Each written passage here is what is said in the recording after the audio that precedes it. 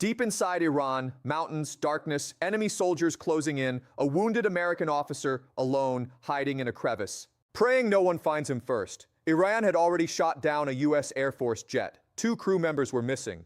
And an entire nation was hunting one of them down. Cash bounties, tribesmen with guns, Revolutionary Guard forces nearby. This wasn't just a rescue mission, it was a race against time. April 3rd, 2026, a U.S. F-15E goes dark. No signal, no confirmation, just silence, and a crash site that Iran was already filming for state TV. Iran's state TV went live, showing wreckage, celebrating. Iranian civilians were told, find the American pilots. Where are you watching from? Drop it in the comments right now. 2 crew members were on board that jet. One got out fast. The other, he was about to survive something most people never could. Stay with me, because this story gets wild. Here's what actually happened. On April 3rd, 2026, a 2-seater F-15E Strike Eagle, one of America's most powerful fighter jets, was shot down by Iranian forces. On board, a pilot and an officer. Both ejected. Both landed inside Iran. One was found within hours. The other vanished into the mountains. What followed was nearly 48 hours of the most intense search and rescue operation in over 2 decades.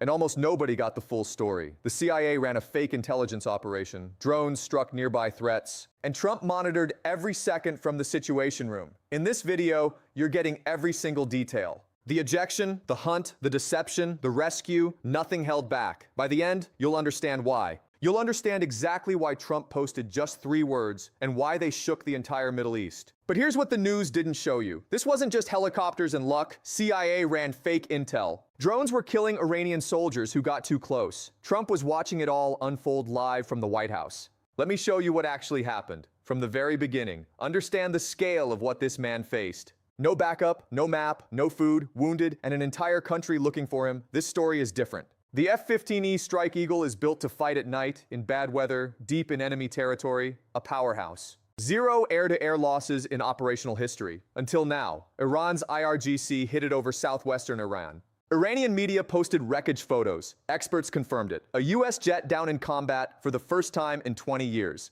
The 2 system detects incoming missiles. If it fired, the crew had seconds to react and eject safely. In mountainous terrain, ejecting is incredibly dangerous. The aircraft went down in a remote, isolated province. This is deep mountain wilderness. A man can disappear here. Both crew survived, but the test had just begun. The pilot activated his survival kit, radio beacon and GPS. The signal went through. U.S. forces knew his spot. 2 Black Hawks flew in low and fast, into active Iranian airspace. They found the pilot and got him aboard. Iranian forces opened fire mid-extraction. Small arms hit the chopper. Crew were wounded, but they kept flying. An A-10 supporting the rescue also got hit. The pilot flew to Kuwait before ejecting. America was down 2 planes. Wounded troops and 2 aircraft lost, and 1 man was still completely missing deep in hostile Iran. While the world focused on the safe pilot, 1 man was still out there, alone, in the dark, being hunted. Iran was getting closer by the hour. What happened next is the part that nobody is telling you. Stay tuned.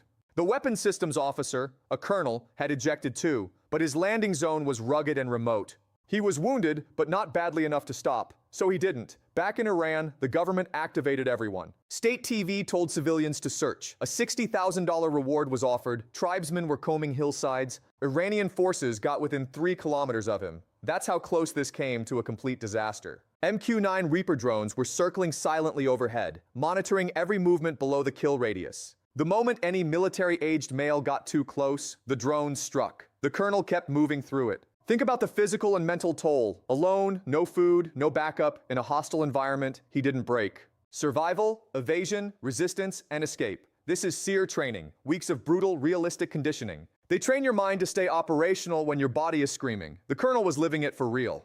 Through the night and into the next day, he moved, hid when he heard searchers, used terrain as cover. Every hour he stayed free was another hour for U.S. forces to plan the perfect extraction. Pay attention now. The CIA launched a full deception campaign. They spread false intel. The American was already safe. A lie. This carefully crafted lie pulled Iranian search teams in the wrong direction, buying critical hours for the rescue. Meanwhile in D.C., President Trump was in the Situation Room, personally receiving hourly updates all day. Trump was locked in, watching every development. Pete Hegseth was monitoring operations in real time, direct control. Then the order came. Dozens of aircraft launched simultaneously. Fighters, drones, special forces choppers. The sky over Iran was filled with the most lethal air package. Elite commandos inserted directly on the ground. What was launched is called a CSAR package, HC-130 tankers and HH-60 Pavehawk rescue helicopters, layered. Special Tactics Para-Rescue Men, the PJs, go in regardless of what's waiting to bring that person home. They found him, wounded, hidden in the mountains, but breathing and conscious. He had survived 2 full days. When commandos reached him, he walked to the helicopter himself, extracted under complete massive air cover. Every aircraft held its position until he was clear of Iranian airspace. He was out, safe, alive, finally. But here's what most people don't understand about the cost and proof of this rescue. Stay with me now. The bigger picture here matters more than you might realize. Let that sink in for just a moment. Decades since. The last time the US successfully rescued a pilot from deep inside enemy territory like this, decades ago, 2003. Think about the planning, the precision, and the sheer will that required. Both crew members came home alive. Now zoom out. Iran shot down a jet that officials claimed was untouchable. That's a real capability gain. The IRGC has been studying American tactics for years. This wasn't luck. They took an opportunity. It matters.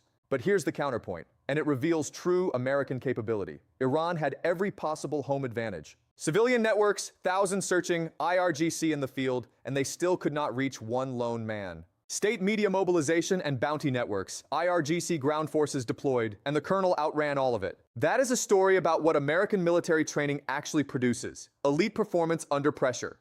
Consider the technology angle. Reapers were overhead, watching every move, striking when necessary, constant. The CIA used unique capabilities to locate him inside a crevice. The full weight of US intel focused on one human. It worked. 3 words. That's all it took. We got him. The moment that post went live, it all changed. On April 5th, Trump posted, "We got him. My fellow Americans, the military pulled off a daring operation. The officer sustained injuries but will be just fine." Trump called it extraordinary, a brave warrior safe. He was behind enemy lines in treacherous mountains being hunted. Trump wrote those words. They were accurate. But this rescue didn't happen in isolation. Trump issued a 48-hour ultimatum. Reopen the Strait of Hormuz. The strait carries 20% of global oil traffic. Closure caused fuel prices to spike worldwide. Huge stakes. The rescue happened right in the middle of diplomatic pressure. It sent an unmistakable message of power. Trump claimed this proved overwhelming air dominance. Critics pointed to the loss of 3 aircraft. Debate persists. The reality sits somewhere in between. Iran has real capability, America has irreplaceable reach, both true. Here's what it comes down to. A colonel, alone in the mountains, wounded, hunted by an entire nation, safely home. Despite losing planes and wounded troops, they brought him home. A statement of what this military can do. The story of the US and Iran is far from over. The Strait of Hormuz remains a dangerous flashpoint. Stalled talks. If this video gave you the full picture, hit subscribe right now. We break down the real stories behind headlines. Drop a comment. What part shocked you most? Share this with someone who thinks they know the story, because now you do.